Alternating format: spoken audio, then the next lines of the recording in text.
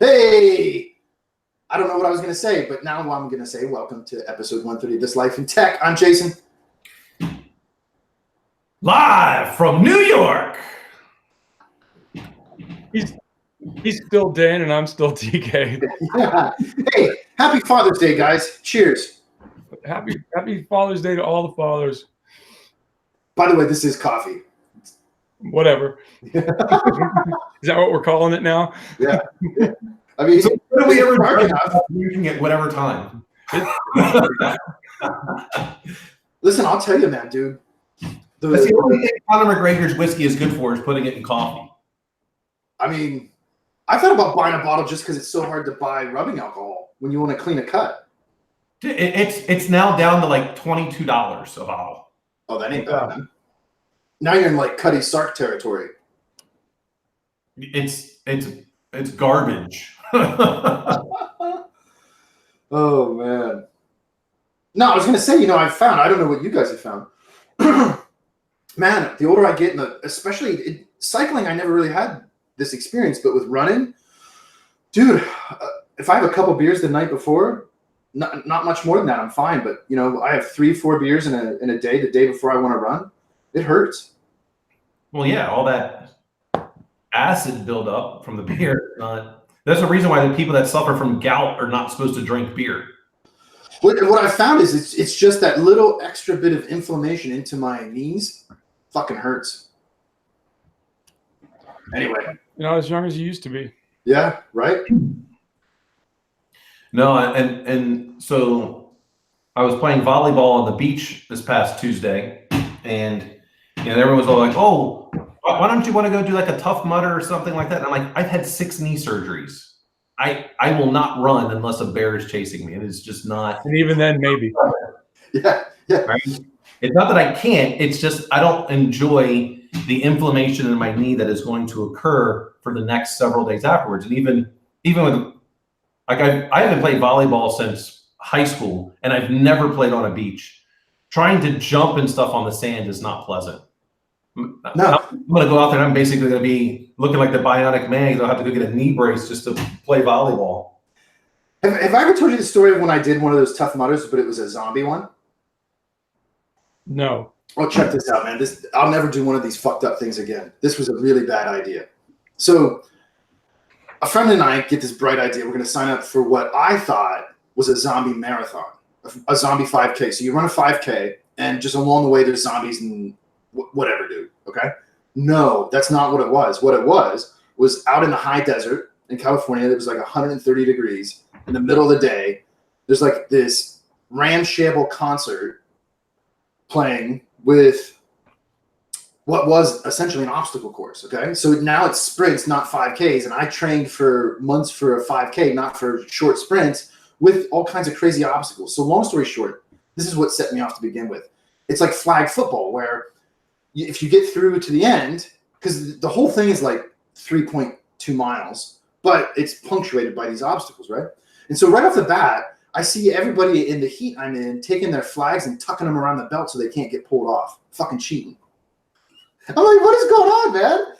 And so then we get into the obstacles. Check this out. I'll cut this story really short, but this is what showed me that I'll never do this again. One of the obstacles was supposed to be like a smokehouse, where it was like a plywood framed out house with a little maze in the middle, and they just like have smoke in there. And there's supposed to be zombies in the corner scaring you. You're supposed to go through it, whatever, right? No, that's not what it was. What it was stun guns on fishing line, except they had them turned up way too high. And the dude in front of me, I don't know what happened. He panicked or something and stood up, and a stun gun got him like right in the back of the neck and knocked him clean the fuck out.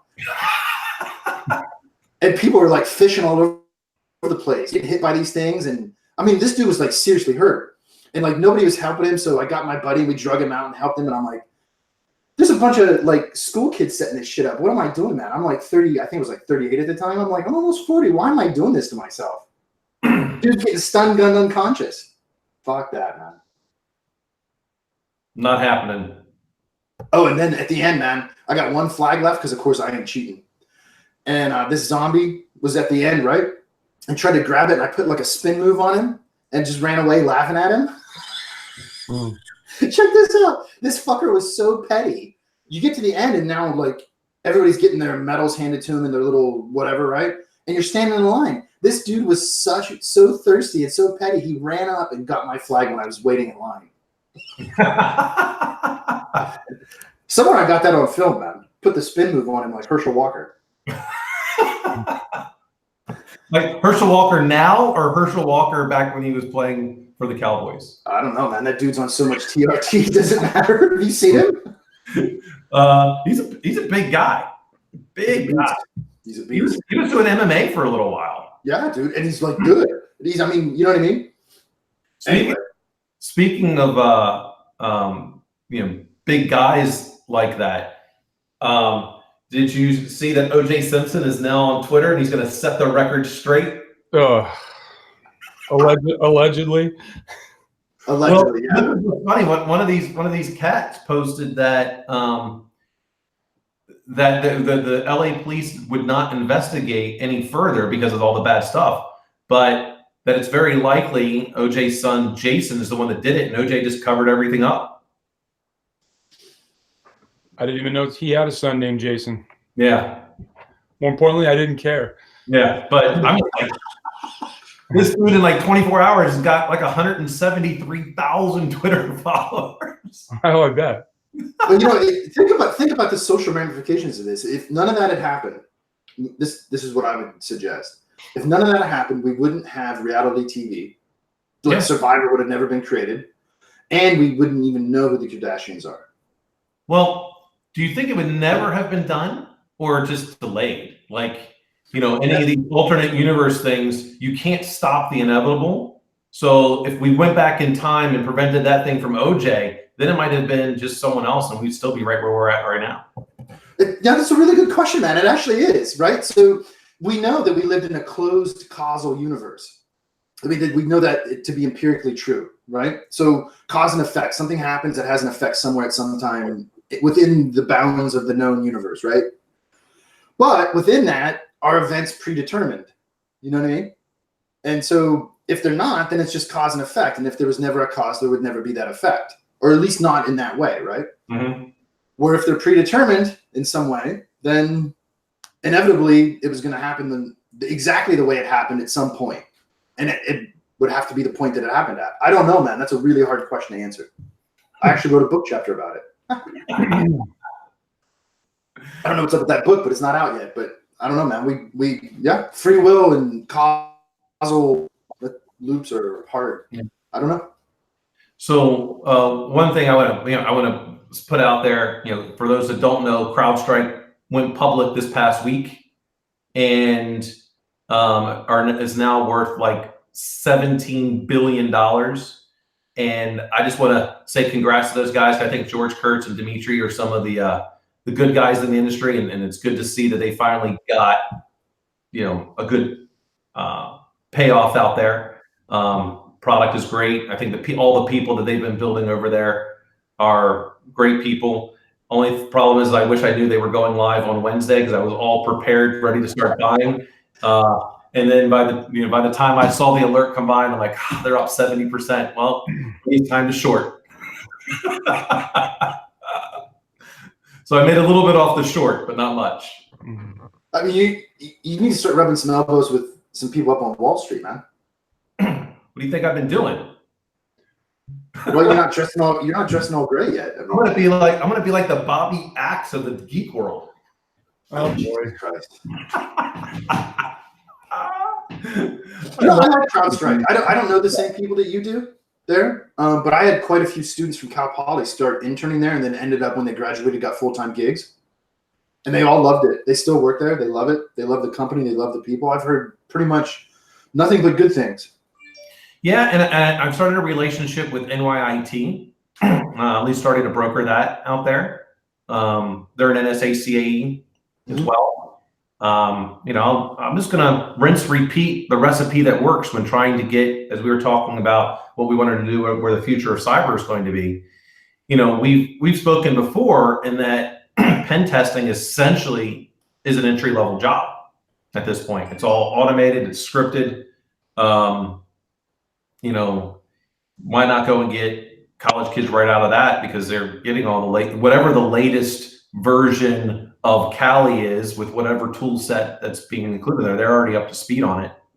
I'll start building cybersecurity team again with interns to recent graduates, have a decent manager on top of it, augment that with an MSSP, and build a skill set and basically introduce new capabilities into the environment about every 6 months. Yeah, well, I think it's a good question. I've been thinking about it.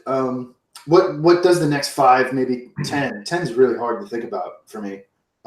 Years look like for the field, and then it's sometimes it's a little hard for me to wrap my mind around, because part of me is in the field, like doing the work, so to speak, and then a big part of me is in academia, attached to the theory and the science of it. And I don't know that those are going this way. They seem to kind of be going this way. And just sometimes I stand back and think to myself, not only what do I want to be in the world in 5 or 10 years, but what is the world going to look like? And well, I only know this little piece of it. That's my world. I just was curious what you guys thought. I don't think any different from a cybersecurity perspective. I think very little will have changed, mainly because you can, not everyone can be in the field of security as an expertise. You can't necessarily just train everyone to be a leader. You can't just train everyone to being able to think of a nature where you're inquisitive and have the heart for cybersecurity. There are people that are builders. There are people that are operators. And then there are people that like to poke holes in things. And those people that are good at one are not necessarily good at the others. I don't think much changes in terms of cybersecurity. It'll always be a cat and mouse game. We may have better AI. Machine learning and AI may play a part of it to where many things are automated responses, but the human element will be there for the foreseeable future in order to do anything beyond some of the basic aspects.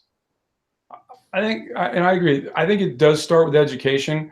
I think we're going to see the skill sets that are required. They're not going to be, I've got to have a bachelor's degree in pick some discipline in sciences, right? Server admin, basic coding, things like that. Those are going to be the blue collar jobs of the 21st century, right? And I mean, there's a STEM academy in part of the Virginia Beach public school system. And ostensibly those kids, I don't know whether it's junior and senior year, but I certainly know senior. By the time they leave, they've gone to the local community college that's across the street from the school, and they've effectively got an associate's where they've done a lot of their Microsoft certs and things like that, right? So in the US right now, and it's an ever growing number, but today there's about 3.5 million unfilled jobs in cyber of varying levels, right? Because I think Dan's right. How inquisitive is humanity, right? I mean, some people just want to get on the dinosaur for 8 hours and then hop off, right?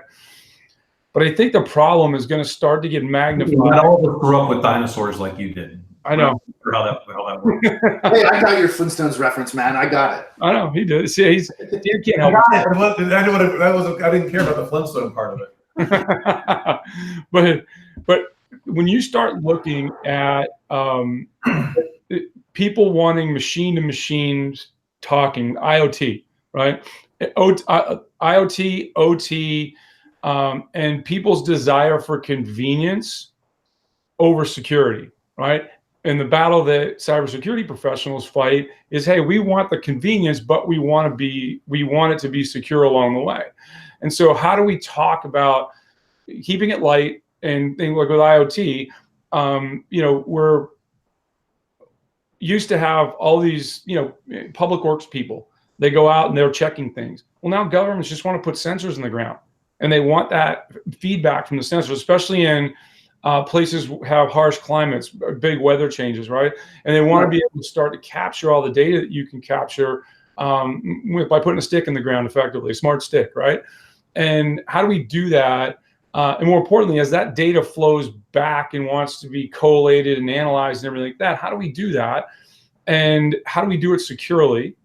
And more importantly, how do we keep it light and flowing, right? Because I mean, like an IoT cert, like you put a cert on an IoT device, it might be out there for 10 years.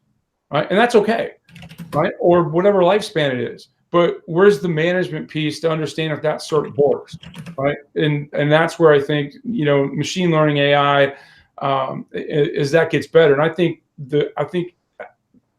the glide slope of AI is going to be inversely proportional to how many cybersecurity people we get. So if we stay on this ever increasing path of, hey, we're just not producing enough, and the hole gets deeper and deeper, the desire of industry to get AI is going to increase disproportionately to that depth, the thing to get over it. I'm not sure we can either. I mean, that's a whole other discussion, how much of rational thought you can automate. Yeah. Well, yeah, right. When I take a look at the different cybersecurity issues that have existed over the last 20 years, the top 10 attack vectors have basically stayed the same, but the order just gets changed a little bit. We still have SQL injection, cross-site scripting issues, cross-site forgery requests, buffer overflows. Those things don't change, because as long as there's software involved, what occurs, for those out there that don't know, I mean, we utilize fuzzers, and it's not even, people it's not hacking. I am basically running a script that is taking this code and it's constantly modifying it just slightly to look for a crash in the system. I then analyze that debug file and then create the exploit according to that. Because if you have a crash, it's more than likely a vulnerability. So then it's just a matter of whether or not you can exploit it. So we've been automating the attack side to find these out, but we don't really take those same techniques on the defensive side because it costs a lot. And again, the type of skill set required to find and analyze and then create an exploit is different than the person that's trying to defend against it. So I don't know there's much going to change with any of this, because as long as there's software code, this is what's going to happen. Well, I agree insofar as I can see, there's only a few areas where there could be a sufficiently large paradigm shift, either within cyber itself or within what cyber applies to, such that the nature of cyber would change because of its relation to the technology it works with. Right? I mean, because this is an interesting question I've been thinking about. Would cyber exist without, let's say, some other technology existing, like software, right? And I don't think it would, because it's an add-on, and I don't mean that in a denigration, but it's just you don't have parasites without a host. Does that make sense? And so, as long as software is in its current paradigm, cyber is going to match that because it has no reason to shift. There's no selective pressure. But I think sometimes I've started to think that perhaps that's why we're in the situation we're in, where let's say the top 5 vulnerabilities haven't changed in the last 20 years. What's in that? The order changes from year to year, right, based on software trends, but the top 5 hasn't fundamentally changed. And that's a strange thing to me, right?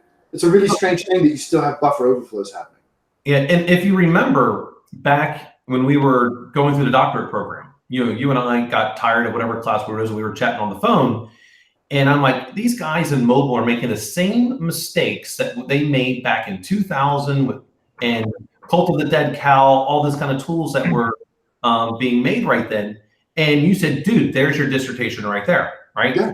Every time we introduce a new medium, we repeat the same mistakes that we made. We may be getting better at absorbing them and closing those windows in a faster pace, but we still make the exact same mistakes. We did it once we got to the traditional PC world, we did it when it came to the internet now being popular, we did it with mobile, and we're doing it again with IoT. And so whatever comes next, which to me, this whole serverless aspect is just the next thing. We're going to repeat that whole process all over again. It's just once there's enough market share in that particular medium for a bad actor to care about, then they'll focus on that and rinse, repeat. Well, right, and along those lines, I would stipulate that the only way automation, machine learning, and AI will be able to address this is if we accept the premise that the reason the problems exist is because we haven't automated them, which I don't buy as true. I don't think we have buffer overflows because we don't know how to do it without having buffer overflows. I don't think we have buffer flows because we have to do whatever it is manually that results in a buffer overflow being present. There's some other, I don't know what, right? Which tells me that the relation between the cyber and the buffer overflow is wrong, right? Just the way we're perceiving it is wrong. That's where I'm at. Yeah, I agree. Because otherwise, it's going to continue to keep just transferring from this type of device, let's call it a substrate, because fundamentally the hardware is the same, right? You still have some kind of storage, you still have some type of memory, you still have some type of processor, and they fundamentally compute the exact same way. And we just keep shrinking it, moving it around, and fair enough, right? We've made significant progress. Like, I don't know if you looked into AMD's press announcement this week with their new processors. Holy shit, dude. Holy shit. They're fabulous. They're fast, they're cheap. They have all kinds of bandwidth on the bus to the memory, but it's fundamentally still computationally the same, right? When you look at it theoretically. Well, except what happens when we introduce these new architectures, we wind up going right back to DMA. And as soon as we do that, we open up an avenue to bypass the different security that is available to us. Or just like with Spectre and Meltdown, what we thought was sound. This is a good example of the time in which you want to reverse engineer and do process improvement, or when things are going well, not when they're going bad. So we essentially have kept the same architecture for decades, and no one ever went and took what we now know today and applied it to determine whether or not that architecture was still sound. And then everyone freaked out. And what does Intel basically do? They put out this patch that may fix it, but what you thought was your CPU speed is now cut in half. Well, I mean, it removes the hyper-threading. I mean, it essentially cuts your cores in half. Yeah. So if you were one of these folks that were paying because you needed top processing power and the latest because you're that type, like an Amazon or an Azure, your cost model just went way down. Oh, and I think maybe this is kind of what you were getting at too, TK. And I think this is where I'm at in my thinking is, I think we would agree in our experience that it's not the technology itself that's flawed. It's our relation as human beings with the technology. It's our use of it. It's our implementation of it. It's our creation of it. And there's something weird about that, right? Like take software. I teach people how to code, and I teach them how to write C programs without introducing buffer overflows. And yet those same people are going to go out into the world in 5 years and write software that is riddled with buffer overflows. Why? It's not like they don't know. It's not like the technology can't be in a state such that the technology itself doesn't allow it. You can have compiler add-ons that prevent that, but we don't do it. And I still really spend a lot of time wondering why that is. We just don't do it. Well, because we're only as good as the tools in reality that we have. So you're utilizing a check marks or whatever, and it's looking for the possibility of these things. But none of those things can take into account the bad actor that's just sitting there letting your program run and fuzzing it and waiting for the crash. They don't know if it's going to be a buffer overflow or SQL injection or what have you. They don't know, but they're just running the code and constantly making little modifications to it. So as I don't believe any of these, the developers are trying to introduce buffer overflows. I mean, I don't believe that. I think in many ways, the development teams are starting to utilize more products like a checkmarks, and the code is coming out of higher quality.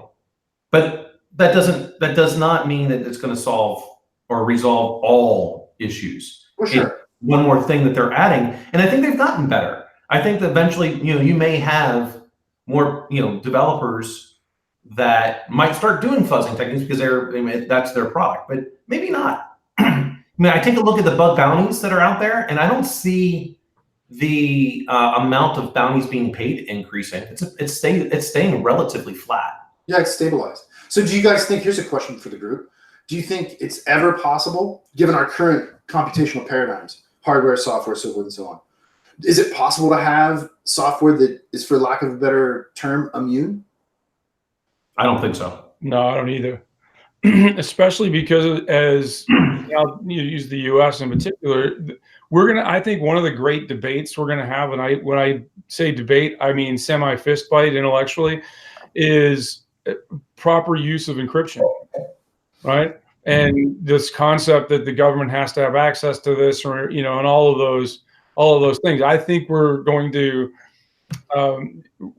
get better through homomorphic encryption and things like that. We're going to have the ability, and nascently we have it, and it's growing, and there's some good companies doing some really good things to basically do it on the fly, right? And keep things encrypted except for the little thing that you're looking at, right? That's going to freak governments out, right? And I think we ran into it when we were at Silent Circle. People would show up and they would say, "Hey, give us the key," and we're like, "We don't. It's not. We don't have it." And there's a basic misunderstanding that if you're using encryption properly, that you're not going to have the keys, right? And with I think the big buzzword today is the whole zero trust model, and building off that, plus using the computation, ever increasing computational thing, especially like when you're going to start, if you're going to say, "Hey, I'm going to store stuff in the cloud and I want to process that," and the computing power that you can bring to bear just for that. And then, a lot of great thought leaders saying, "Well, how do we do this post quantum?"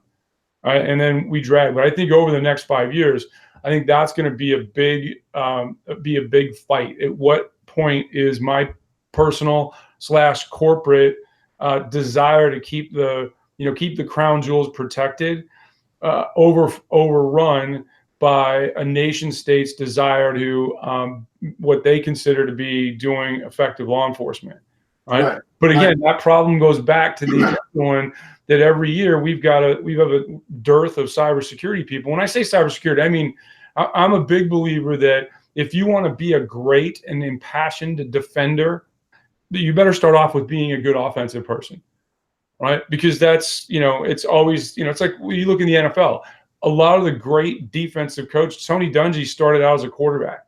He became a great coach as a defensive coach because he understood offenses, right? And so he was prepared to, I think, better plan against those offenses because he was an offensive guy.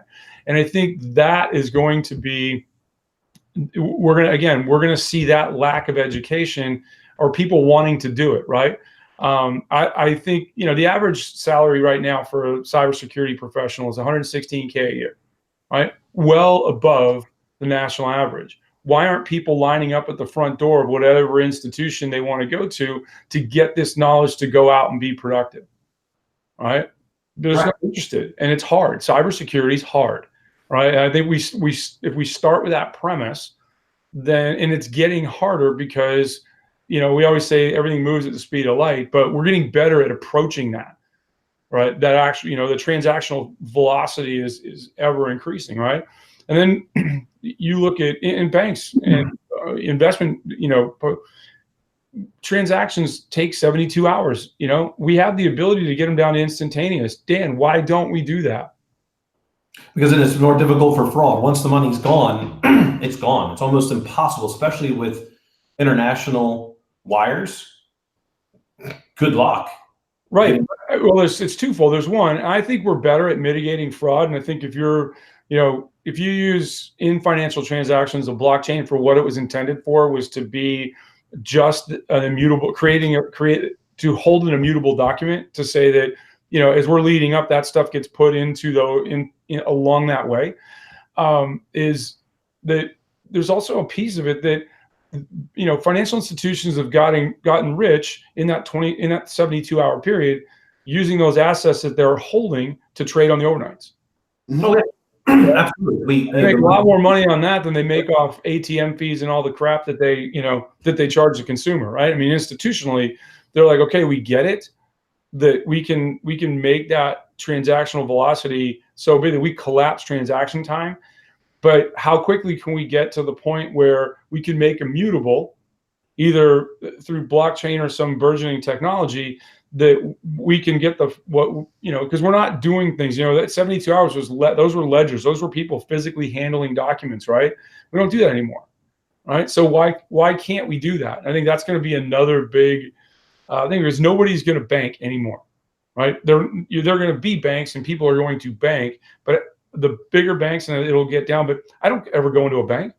I do everything on my thing. And I think when you start talking alternate currencies, and you're going to have, now you've got investments, you've got insurance, you've got your car payment, you've got everything. And very rarely do people do everything at one institution. But I do think that, like, a digital asset management, I hate the whole crypto wallet, that thing, but being able to have that on a mobile device, because that's where we're trending, or whatever the next thing is, I think that's going to be huge as well. Yeah. Yeah, well, it certainly seems like the trend isn't going to slow down of things being pushed to being, let's say, mobile in an abstract way. Maybe it's not a phone, maybe it's some other device, maybe it's an implant, who the fuck knows, right? But that's clearly the way it's going. And we're only, as individuals, in my mind, becoming more empowered through the technology. We kind of talked about this last week when I made the comments about this is kind of the weird state we're in with social media is, as individuals, technology has absolutely empowered us, which frees us from the group, but that has this weird psychological side effect where we go kind of batshit crazy because we still need a group because we're human, right?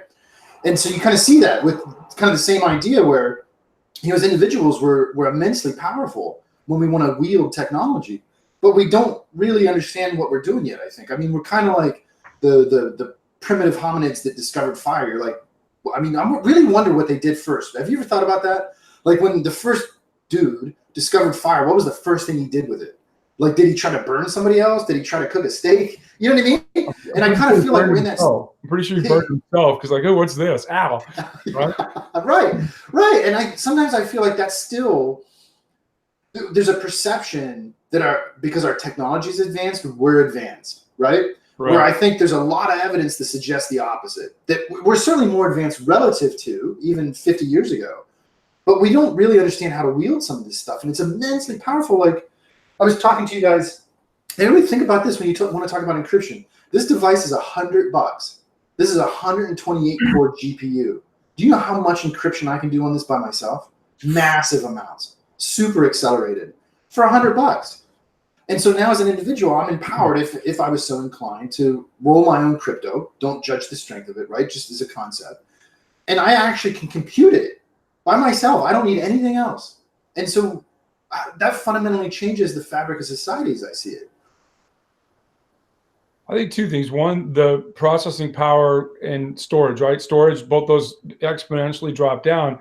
And I think for enterprise, for small business and small, in the advent, the entrepreneurial spirit in tech and cyber is cloud computing, right? That pay-as-you-go model basically democratized small business. And, I think that's some of this is you get people, small companies, and they get a big user base in a hurry. And I think when we start talking about, dedicated attacks and everything, if I'm that guy, I'm going to look at who started this up, right? And then I'm going to say, well, they're out there doing this. Did they have, an AWS or an Azure certified guy build this, right? Because frankly, my experience, if you look at a poorly implemented cloud thing, a lot of times, especially, I hate to say this way, but in my age group, you see CSSP behind their name, and they just don't want to go learn anything new. And what you do with a terrestrial blade and what you do with how you approach the cloud, they're in the same family, but they're not the same thing.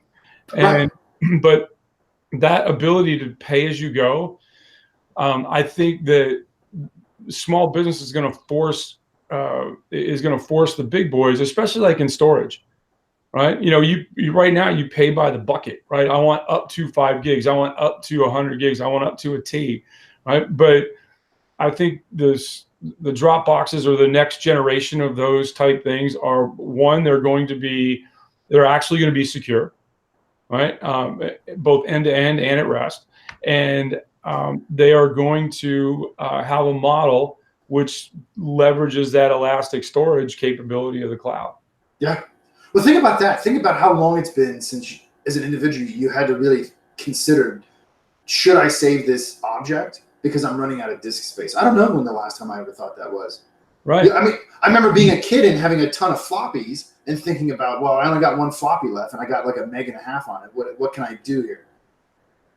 Right. Now, when I go to buy a new computer, I'm not thinking, I'm like, if it's a laptop, I'm like, what's the lowest hard drive you got? Because they want to charge you a ton for like the difference between 128 gig to like 512 solid state. And I'm like, I just don't need it. So give me No, right. that's going to allow the operating system to boot properly. And Google Drive. Thank you, Google. Right. Right. Pick your provider. And the thing is, we function in a multi-device world now, right? I mean, remember back, and this probably goes back into the mid 2000s. You know, when enterprise, it was the big thing when you started to do roaming profiles in the late 90s, early 2000s. So you weren't locked to a machine in an enterprise, and then taking that and basically virtualizing each user, right? And so that that was, I think, probably the first big automation of that user experience was, okay, we got a roaming profile now, and that setting that up used to be, you used to have to do stuff. Well, once you've done that and you virtualized it, log in and you go. And more importantly, if something borks or you isolate individual actions, right? Mostly if that inside out thing where somebody does something stupid, creates a problem, you've isolated it in a VM effectively. Right? And so, I mean, I saw the other day, it was a 500 gig solid state little SanDisk drive, and it was like $40. Yeah. Right? Yeah. When I first started teaching at Blackbird and we were building the tools that we used, we needed a thumb drive, and to do it properly, and we would pay $120 for an 8 gig thumb drive to get the write speed. Well, we virtualized everything, right? And so we didn't need that anymore. And at the same time, there was this precipitous drop in in the cost of storage. And I'd have to look back because I don't know the exact numbers, but I know our margins had to go up, because it's not like we didn't charge. We were cost plus. In all of a sudden, we weren't paying $120 a thumb drive; we were paying $120 for 12. Right. And so I think that's, again, all of this comes back to how quickly we can rewrite, how quickly we can do, and making it faster is innately better, but have we kept up faster being as secure? Yeah, right. Well, right, and we think it's better, and in some ways it clearly is, right? But I would say again, I think we've deluded ourselves as a society into thinking that we as individuals psychologically have kept pace with it. Like, I'm not convinced we really know what we're doing. We're kind of like just holding on at the wheel, so to speak. Well, and you go back even 10, I'd say 10 years ago now, that's big concept of air gapping your data, right? You offload it onto your hard drive, you unplug it, you kind of work on what you're at, and then you plug it back in, and people would disconnect from the internet and things like that. We've gotten demonstrably better at that, I think, right? Yeah, but yeah. It was TrueCrypt, now it's VeriCrypt, right? Those people picked up the old TrueCrypt code base. And I think they're doing things. I'm still, even today, okay, what really happened around that TrueCrypt code thing? Is it just they're humming along and everybody's using it, all of a sudden, like, nope, we effed it up, we're out of here, right? But when you look at, like, if you really have something you want to put out in the cloud, put it in a container. Right? Even if VeriCrypt's not perfect, what you've done is you've raised the bar, right, and made it. I'll go back to a military term. What's the operational relevance of this? How long do I have to protect that data?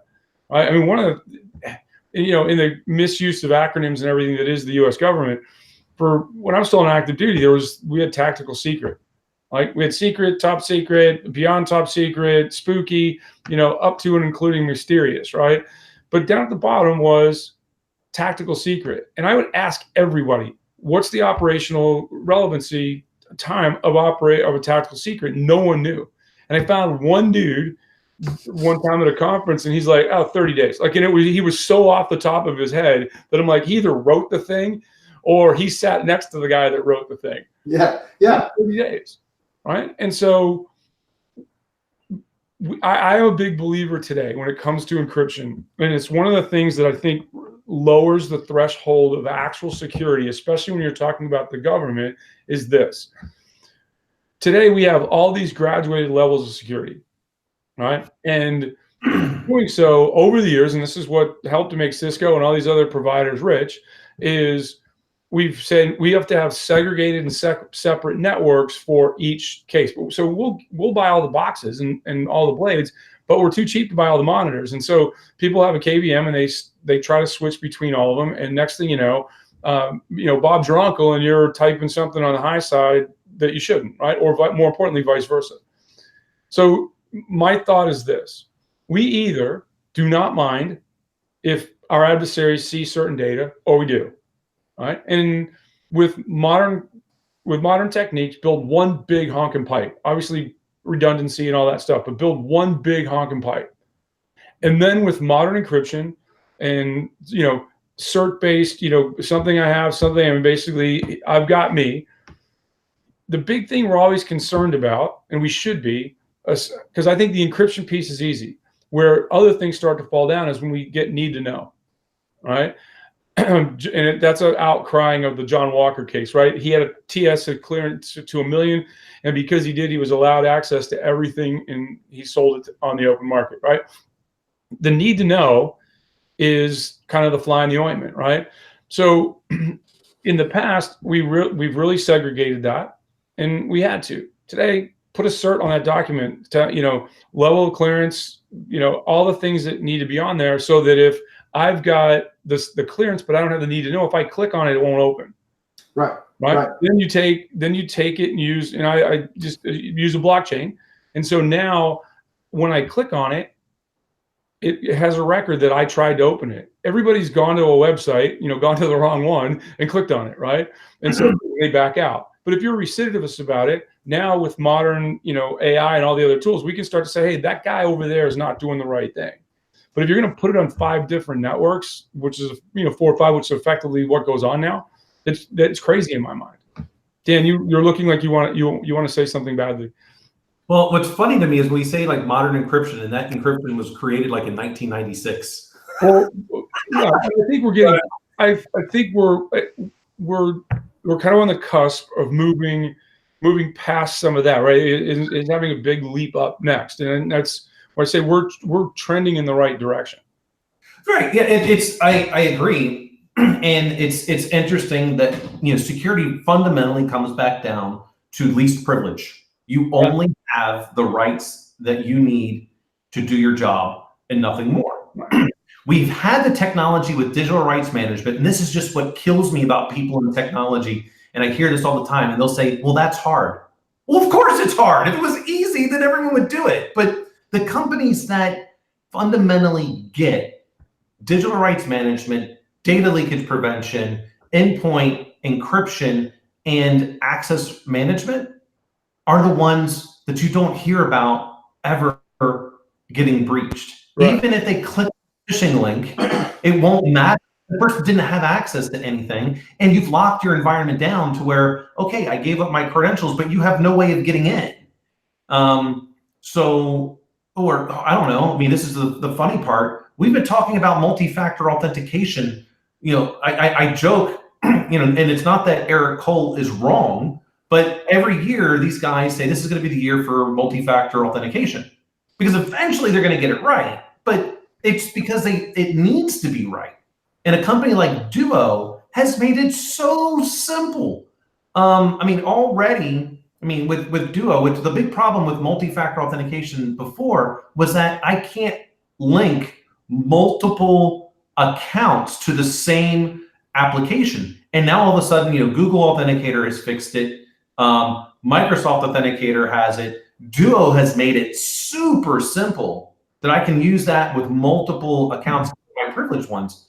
That's the where I believe as we start getting more and more cybersecurity, the practitioners for cybersecurity, it's going to be simpler for them to introduce it in a way in which it will not be inconvenient for those people that are not in the know. Because all of these things are fundamental. It's supposed to be table stakes. but it's not, because we also, just like everywhere else, no matter what it is, you've got people that are lazy and just also want to do the bare minimum. And because of that, our cybersecurity and everything we do, falls back to the least competent person right in the room. Well, and see, and I think that's where I vehemently agree with you both. And I think that's where the relation is wrong and has been wrong for 70 years. The relation we've been operating under is that there's a majority of cybersecurity which is related to the users. And I think that's categorically wrong, particularly in the paradigm we're in now and trending towards. I think the correct paradigm, the correct relation, is that the security is in relation to the data. And so, like, when you talk about collapsing everything into a single honking pipe and differentiating between data streams based on need to know, I think that's a correct relation. I think trying to mediate identity is a black hole that'll never, ever really be understood. I mean, it's not that people are really, I mean, we are complicated as individuals, but, generally speaking, we have abstract behaviors which are pretty well understood. And so it's clearly not that. And this goes back to, okay, so I know how to program without introducing buffer overflows, but I don't do it. Why? Man, I don't know if there is an answer to that question, but I know that if the security actually applied to the data, it wouldn't fucking matter. So think of it, TK, you had this implemented back when you were going to speakeasies, and you would knock on the door and they'd open the little door. I love you, dude. I absolutely love you. All right. In the most bro way you could do it, with a big lift you off the ground hug. You essentially implemented Microsoft Chat. That's a good pun, actually, Chat. I'll tell you a funny story about getting people to want to do the right thing, right? Dan's totally correct.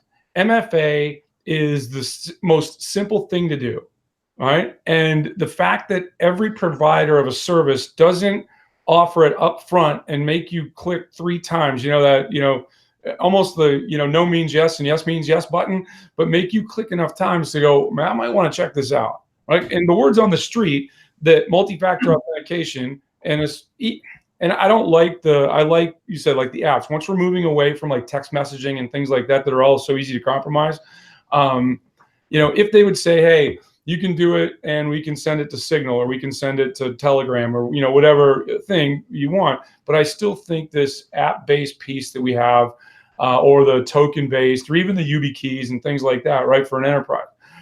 So when we were teaching, we'd be teaching, largely special operators, right, about how to use computers and how to save yourself. And so one of the things we would do was use Firefox, and we would have them use, add-ons, like use NoScript and other tools to basically not eradicate certain data sets from showing up, but to slow it down. Mm-hmm. But had to stand at the front door until you personally approved it, right? It did 2 things. One, students started to basically take ownership of what was happening. The internet wasn't doing things to them anymore.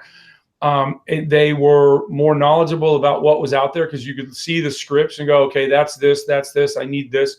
Like, why when I go to Facebook, it says there's 16 scripts, but I only got 1, right? Because there's all the other ones that are basically just managed under that one master, right? Right. So we started to see these, but what it did was introduce extra clicks, right? I wasn't just being inundated with data.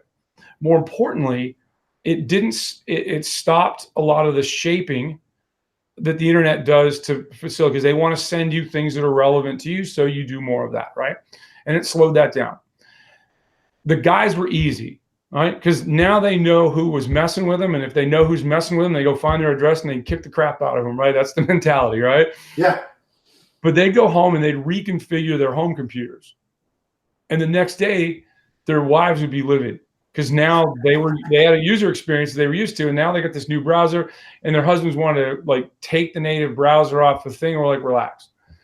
One of the guys came in, and it was the best story I've ever heard, and it encapsulated in a nutshell where we are, where people that either will pay the cognitive burden price to be more secure, and people that won't. All right. So he's trying to explain NoScript and what we're doing to the browser, and he says, and his wife said, so hold on, wait a second. You mean if you don't do any of that, and I just go to the internet every day and I don't do anything, the internet's going to figure out what's enjoyable to me and what I like, and they're just going to deliver it. And he's like, well, yeah, that's how it works. She's, why would I ever change that? Yeah. Right. And that's the problem we face. Right. And it's, hey, if I can go out and I can, when you're talking about coding in a way that eliminates buffer overflows, how much extra does it cost in time and effort to do that, as opposed to just slap it in there and go out? And if it happens, I might have made a lot of money already. I can remediate that day because everybody is so conditioned to software needing to be updated and patched all the time that that when, oh yeah, we just got to patch that. They just think you did it right the first time, and things have gotten bigger, better, faster, and now you got to go back and add to it. So right? You think we've gotten past the patching part? I mean, I don't think anyone told Equifax. No, I don't think. No, my point is we have, and people are just. I don't mean we've gotten past it. I mean people are desensitized when you come out with an update for something and it says we're squashing bugs. That in a certain sense we assume, there's a certain assumption of competency on the front end. Yeah, right? Yeah, right. We've just accepted that patching is normal. Yeah. Hey, okay, great. Good job. Here's a funny thing. So there's a Fortune 500 company named Fiserv, which pretty much is a provider for almost everything you could possibly think of utilizing at a bank. Mm-hmm. To this day, and it's only on their roadmap to be delivered by fourth quarter, you can't use their product in anything other than Internet Explorer. Perfect. Yeah. Internet Explorer is completely dead as of like January 15th. And they only just now have it on their roadmap. I'm pretty sure Microsoft announced the deprecation of this lame product in 2015. Yeah, maybe even earlier. They put it on their roadmap to deprecate it by then. But yeah, no, it's. And this is what makes organizations weak, because now they have a provider that they can't live without, because not everyone has the money of a Wells Fargo that they can make their own everything from soup to nuts. And right. So a smaller organization, basically from a financial institution, if you're less than $250 billion in assets, you have to rely on Jack Henry, FIS, Fiserv, and there's probably one that I'm missing, but those are really the top three. And you have to use Internet Explorer. Oh, what could possibly go wrong? Well, I think TK's right, and you're illustrating a fair point appropriately, that part of that relation that's skewed is that we've confused what better means, even as consumers, right? Better isn't secure necessarily. Better is I got it and it works the way I expected it to, exactly the way that it always has and ever will. And that's quote unquote better. And that's a skewed perception. Clearly it is. I mean, I don't even think it's an argument. In the consumer world, when you look at apps and you look at apps that are very highly rated, I'm going to say in the top one or two things is this app works exactly like it says it works. Yep. Doesn't mean it works well. It means they've articulated a point and said, hey, here's what we're asking the app to do, and people are satisfied that it does it. It doesn't mean it's secure. It doesn't mean it was put together correctly or anything. They just at the end of it. And think about, I'll tell you what, and this is my firm belief, and I can't prove it, but we existed in the U.S. government with XP orders of magnitude longer than we had to.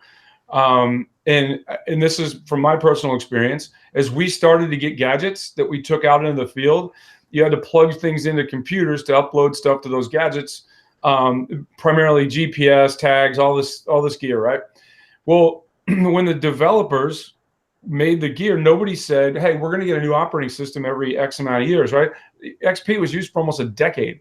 Right, which is amazing. It's an amazing feat, right? If you want to, people can badmouth it, but like, hey, that thing actually worked for almost a decade, right?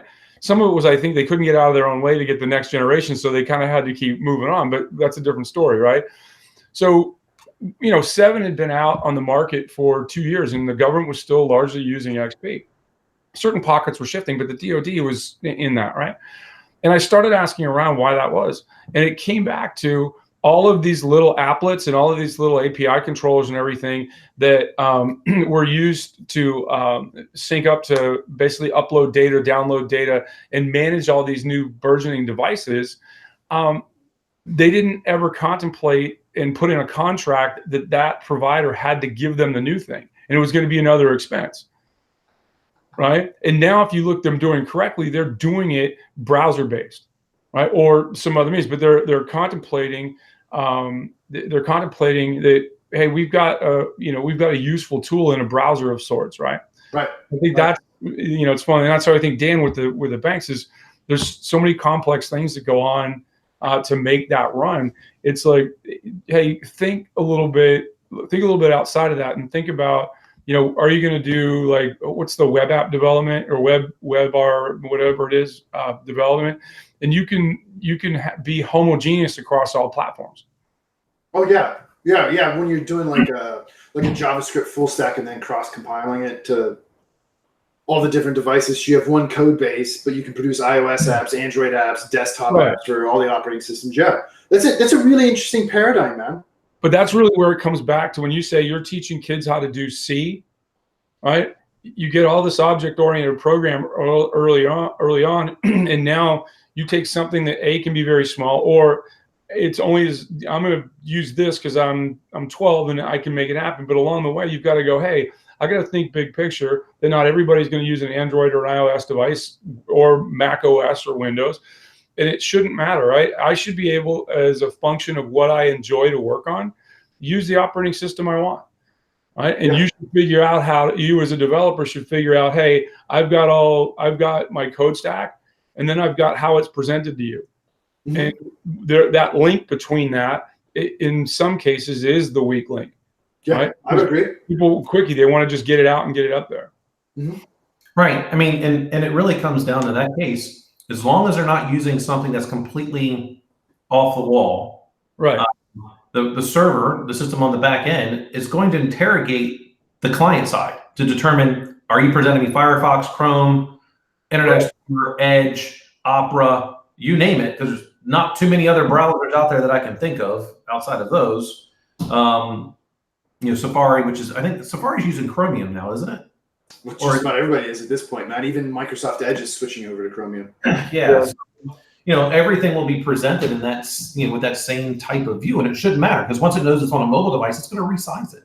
I mean, that technology exists. That's what I mean. Like we're well past that. Oh, this is it's got to be presented in a certain way. And how many websites do you go to on a mobile device that don't render correctly? Tons. It's my, even now, like when we did the website design for the new company, as soon as it was done, the first thing I did is go to it on a mobile device. I mean, I think that's bless you, Dan. That's it's front of mind now to go, hey, most people, if I tell them to go, hey, go to xyz.com, they've got a mobile device in their hand. They might go to the desktop later if they want to get a more robust picture of it. They're going to go to the mobile site. I go to the mobile site first. And then the second thing I do is I go to the Google test my site speed to see where it falls into it. And I can't say that even though they may render properly, but they haven't done enough to get it to perform properly on a mobile device. And I think Google has some crazy stat that's like over 70% of sites that are mobile enabled are basically to view properly are not optimized in order to be properly rendered. It takes like 3 seconds, versus it should be less than. I think less than a half a second is what the top 10% of sites. See, we're back to speed again. We're back to speed as a measure of better. Yeah. Well, and I get it, man. I'm not hating on what you're saying. I agree with you. But that's the social perception of better. Well, right, because and this is the reason why. So Google's done the research that shows that if for a site that loads on your mobile device in less than 2 seconds, that they're losing something like 90% of the potential customer base. Yeah. They immediately know this site's not working. They'll click off, go right back to Google, go to the next one in the search result. Right. But I think that goes back to what we're talking about is that's the social normative perception of what better means in that use case, right? But our implementation of security is divorced and decoupled from that. We're still operating in a paradigm where you have 3 days because it's a batch job, so to speak. Right. And that's the world the security lives in. And just because of the difference in perception based on speed, there's a massive disconnect there. Well, on Father's Day, for those of you who have teenagers, like even young adults now, right? They've got the attention span of an 8-year-old on an energy drink, right? And that's moving into 2030. And people want, I want it now. I bought this again. I bought this phone with this really high powered processor and I got a lot of RAM on it. And I expect, right, because we don't teach computers in high school, right? And I'll shout out to my friends in North Dakota. They've got it nailed down. Like they've got a strategy from K through PhD on how they're going to do that, because they do believe, and they've got the will of certainly the governor, his staff, and the legislature to say, hey, we've got to do differently in the 21st century. How we educate our kids. That's what I say to older folks when they're like, because Jared's hair is really long now, and I don't really care. Eventually, he's going to go out in the workforce and realize if he wants to do certain jobs, he has to look a certain way. We can argue whether that's right or wrong, but that's what it is. But I couldn't raise my kids the way I was raised because they don't live in the world I grew up in. Right. Right. And so when we start saying, hey, again, I'll drive back to education every day of the week, because people make not irrational, but not fully formed assessments on what they want for two things: convenience and what they've read on the internet. All right. I mean, yeah. You guys are both big Android users, right? How do you go about selecting an Android phone to use? Right? Because it's easy. You want to go buy an iPhone. We're just arguing about size. Yeah. Right. That's really, we're arguing about size. Right. As a test platform, I got the OnePlus 7. It is a badass phone. Right. And Oxygen OS, their variant of that, their variant of Android, it gives a great. And I know, Dan, you like the Pixel because you like the native experience, right? It's why I don't like Samsung or HTC, because I don't like the overlays they put on there. And I think Samsung's, from an iconology and how it functions, I think they're doing some good things in home automation for consumers with Bixby. They still haven't gotten rid of those childish icons and, kind of having to navigate through that just to get to use the Android features that you like. Where like the OnePlus, the Pixel, and a couple other phones that are probably out there, they give you a more stock view that's cleaner, and it probably doesn't slow the phone down as much either. No, that's because, going back to Jason's point, the reason why Samsung sells so many is because they're the ones making all the technology for basically every other phone, including Apple. They always have in their flagship the best of the best things, from storage, just GPU, screens, you name it, they've got it. Well, plus with the Knox platform, they're an attractive option to enterprise. They are. It is, and I love, this is where people go, oh, well, why do you love Android? Because I can do whatever I want with it. It doesn't mean that I will, but I can, and having built an Android phone, I kind of know what it should look like. I think the three of us are uniquely qualified to talk about what an Android phone should look like and why you should never do it on yourself on a budget. Yeah, correct. And the thing that I tell companies all the time, your executive suite must be corporate liable phone, meaning the company should own the phone. Yep. And it should be Apple. Like, do not go away from that. I don't care what they do on their phone, do whatever it is. But the reason for that is, one, in the event that there is a legal hold, I can take the phone. They can keep their phone number. They can take the phone number with them when they go out. Don't care. But I have to control that environment because the executives are always going to be a target, and I need to make sure the phone's updated all the time, all that kind of jazz. Outside of that, use whatever phone. Doesn't matter to me. Apple, Android, you can do things. The APIs exist to, the whole risk to Android is the ability to put third-party app stores on there which have not properly been vetted. Right. You can disable that capability through any MDM. Just people don't do it, and that's why there's a problem. Well, even now with if you're using Google G Suite, the Google, we used to be Google for Work. Yeah. I mean, the management piece on the mobile piece is good, right? I mean, you can download, you can manage an Apple phone, you can manage the Android phones, and that's a good tool, right? And I think Dan, and you're probably the most knowledgeable on this. How much longer do you think the whole MDM container thing is clean, because if you look at it as a function of what those companies have been sold for as everything, it's been on a steady decline. So what's the next thing? Well, you're not going to see more entrants into the marketplace. I think that part's gone. It's basically, if you want run-of-the-mill, basic MDM containerization, you get that with Microsoft, right? Or so it doesn't matter which platform. If you're a Microsoft shop, Microsoft, Google, basic MDM, which is a lot. Next, you get into AirWatch. AirWatch is the market leader and has the most things available. So if you're producing and having your enterprise and your employees using a lot of mobile apps, and you're purchasing bulk and have an enterprise app store, they're probably the best. Next would be probably Citrix, but there's not a whole lot of entrance into that space. It's a commodity, right? It's you pay roughly $2 per month per employee on AirWatch, and it got rolled up into your sleeve with Microsoft or Google. So it's anywhere from $0 to $24 a year. Right. And that's not a lot. The capability, if you're doing a lot and you're wanting to really protect your enterprise data, I mean, AirWatch is perfect. And you can get everything. And so this way, when the employee leaves and I'm deleting all of my enterprise data, because I provided you everything in your little package. You got your Office 365 or your G apps, and they're also controlled by AirWatch. The MDMs exist for that. So email is gone. Any Word document that was tagged with enterprise, Excel, PowerPoint, you name it, that came through there is gone when they leave. So, and you can't copy that to the native disk on the phone, right? And you can prevent the screenshots. So now my threat vector is I got to take another device and take a screenshot of something else, and you're never going to prevent that. But I'm just doing what I should to protect my enterprise data and making sure it stays within an enterprise space. Right.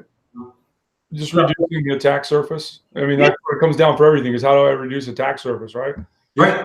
So you don't see, like back when I was at Fixmo, you would have a new entrant into that MDM space. It felt like every day, like someone else was popping up. Yeah. It really was kind of like how Android became. It was just a new skin being applied to what the platform's APIs provided you. Right. And you could only do whatever Google or Apple permitted you to do. And they permit a lot now. Prior to that, if it was just Exchange ActiveSync, that was bare minimum thing. Yeah. I'm going to require a screen lock, password reset, stuff like that. Now I don't really, this whole aspect of changing your password on your mobile phone every 90 days is kind of silly to me, because every phone out there today has fingerprint or facial recognition. So, and you've got about, you should probably, how many apps do you have on your phone? How many of those are you required to sign into? And do you have, facial or thumbprint recognition for all of those apps as well, right? Right. So, that's the great part about when you've containerized it with something, and I don't know if Google has this in their own little container that they provide for the Android for Work, but when you're using AirWatch, I can force a re-authentication every period, or however long I want, to those enterprise apps, to where it will make me re-put back in my enterprise credentials, which should then be tied to your multi-factor. So it doesn't matter. Duo is already capable of that. Microsoft Authenticator works well, so does Google Authenticator. So all I've done is revalidate that the mobile device that you're using is still the one that you're using. Right. And device ID is married back with your enterprise ID, which is stayed, whether or not it's in AirWatch, Microsoft's version, or Google, or you name the company. They all kind of do that, and it's a lot better. And people that want to talk about Android being not as secure, they clearly don't understand the sandboxing that's involved. I'll take an Android phone that was built 5 years ago over Windows 7 any day of the week. Oh yeah, no doubt. But again, I think it's that natural. People want to grab. People feel uncomfortable when they don't feel like they have control, and it's one of the I think the odd outcroppings of Android is, oh, I can go in here, I can allow side loading apps, I can allow this, I can allow that, and then they walk away from it and they freeze it. But like the OTG data, being able to basically plug in and add data in the OnePlus, now it's on a timer, right? And you can't pick never, right? At some point, it's going to automatically turn that feature back off. Right. And a lot of times with third-party apps now, and I'm sure that I know that it's managed in the Google or in the Google for Work manager, that if you have a device managed by that all of those things, you can go in there and check the block that they're not allowed to do this, including screenshots. Yep. But even on and I think we're more and more going to see encrypted voice and messaging added into, certainly in the short term. I think, as all three of us were, I think, back at Sound Circle, we were way ahead of the curve on what we thought and what industry thought. And I think that's rapidly changing. And I think that's, being able to be anywhere and be encrypted when you talk is the next container, right? Is that voice and messaging container. So this comes back to that thing, to what level, right? So if you're inside your sandbox on your mobile device and you're using Microsoft Teams or Google Chat, it's encrypted end to end. Yep. So how much more do you need? Like, do you really need the ephemeral encryption that is provided by a wire or Signal? Yep. I don't know. I don't believe so. From an enterprise perspective, because I'm not worried about anonymization and things of that nature. I'm worried about, in the event that I have to put a legal hold on communication, I have got to be able to audit it, and I've got to be able to e-discover it. Well, and I think the people that are doing it well, they've recognized that, and that's become part of their. It's one of the big arguments we used to have at the last place was, hey, you guys have to do better on the management tool. It has to integrate with all of these tools, right? Because if it, back then we were worried about, AD integration and stuff like that, but that was a convenience thing. Now, if you're going to do something like this, and there's a lot of good reasons to do it, you have to be able to provide that and lock that data down so that if that person leaves, you can cut their account off and they haven't offloaded things onto their device. Right, Signal has that capability now. Like, you go in the settings, I can stop screenshots and I can stop, downloading documents and put everything in view only mode.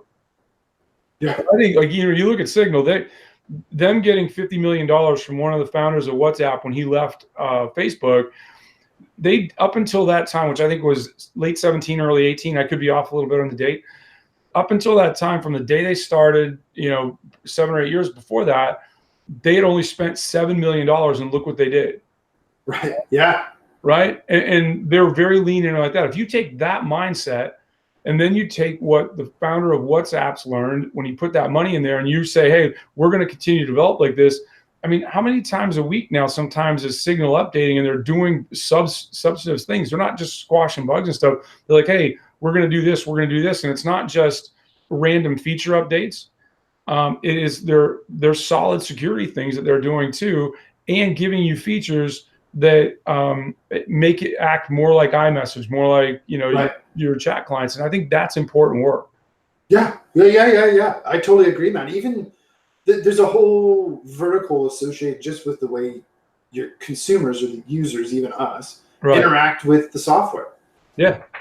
There's a new company out there that they are doing a very cool thing, and it's not. I don't actually. I'm looking at the tool largely because if you have a small business and you want UI UX help, sometimes it's cost prohibitive. Sure. They have an engine and a big piece of software that you start uploading and you can configure. Look at that, run it in a virtual environment. If you like it, turn it into production right there. And if you don't, smash it and start over again. Yeah, that's beautiful. It's a fairly highly evolved tool. Yeah. And if you've got some decent graphic designers, you now can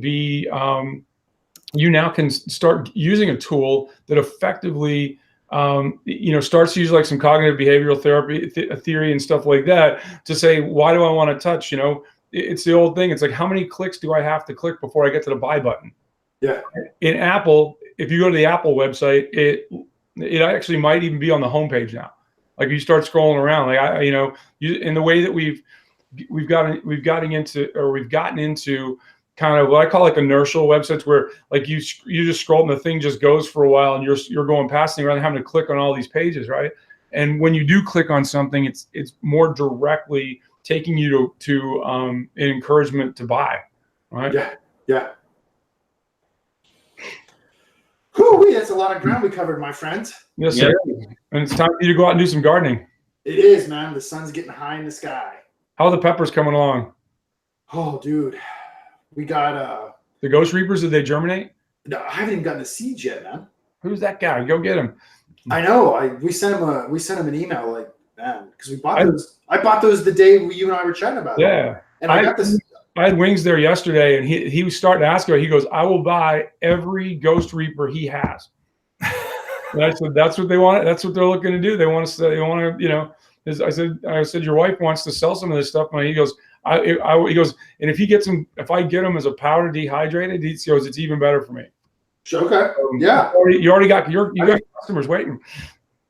I just need the seeds, man. I got the space. I've been weeding it to keep it clean. We're probably at a point now where I may not be able to put them in the ground. Might be too late, yeah. But I can grow them in one of my cold boxes. Cool. There's no reason, and I wouldn't mind experimenting with growing certain things over the winter. We've been talking about standing up some like greenhouse type covers over our vertical system. But man, dude, that garden's out of control. There's so much stuff in there now. That's awesome. Yeah, I've gotten I think now I'm on probably my 6th haul of kale, and I'm hauling out enough kale every time that I eat nothing but kale salads for several days. It's pretty cool. Yeah, now we're pulling the zucchinis out, and they're getting fat, man. But it's coming along. It's nice, man. It's certainly celery. If you can grow celery right now, the cost of celery is skyrocketing. And restaurants, like we were talking about it yesterday, eating wings, the cost used to be negligible, and there were these big stocks and everything like that, because you get your wings down, there's no more celery there, and people are starting to, and the price has tripled in some cases because of this juicing craze. Yeah. So that's another cash cow right there. It is. Yeah, our unfortunately, some of the stuff that before we got the fence put up, the varmints yoinked. Were, carrots and celery plants and some peppers. But it's coming along, man. I think we've done a good enough job that we're going to get some good harvest out of it. Awesome. And we've learned some good things. Kale that's left over, will you freeze it? What do you mean leftover? Kale, like if you over the winter. Oh yeah, you can. It's called blanching it. So then you can freeze it. Man, we've been experimenting with our dehydrator making kale chips. Fucking delicious, dude. Delicious. Right on. Yeah. So we'll see, man. Because that's of course the next thing is as more stuff starts to come. Now like less time's going into weeding and more time now is going into pruning the plants, conditioning them, harvesting, and we're gonna figure out the canning part next, man. That's awesome, man. I like to hear that. Yeah. So I just gotta get the seeds, man. You're gonna be a prepper now, waiting for the zombie apocalypse. Listen, man. I'm gonna have your home address programmed into my phone so I can get there when it starts at the East Coast. It goes back. Like we can pick up together. Yeah, man. Well, I'll tell you this though, dude. Right now, the only thing I'm prepping is these courses for fall. Oh man. Nice. That's a pleasurable 1:30 in the can. You guys have a great rest of your Sunday. Happy Father's Day to everybody out there. Thanks, everyone. Have a great week. Bye.